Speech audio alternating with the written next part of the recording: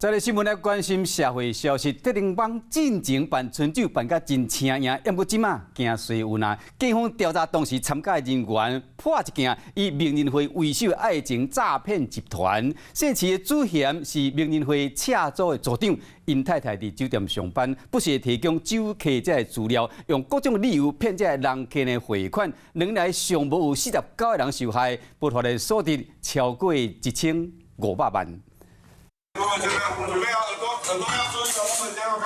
警察大动作，开枪弄门壁来。看到一个小姐向公走去便所内底眯起来，规身躯赤字嫌犯当场扣压在了面床顶。你进来，你去带厕所，先带厕所，先带厕所，来上铐，直接上铐。 小姐扣抓到了后，惊到含糊，都拢讲袂详细，因昂面对警察问话，佮伊顶讲。为什么开门？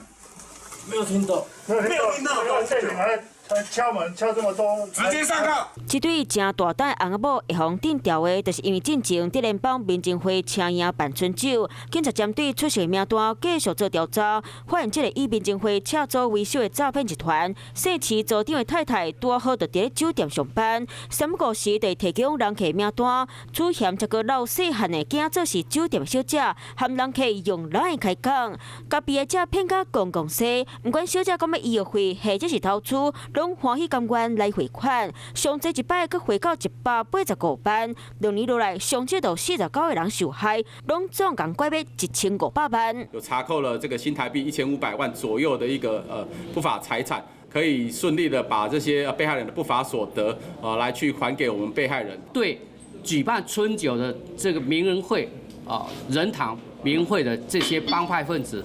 来加以扫荡。姓市主嫌去年6月，就捌因为假投资诈骗红了，这摆嘛是共款教袂听，含细汉的个太太拢总7个人全部拢红了。乌道请赢食春酒，无伫咧插公款肉，说落来春酒无通食，干来当乖乖啊伫咧监狱内底食免钱饭。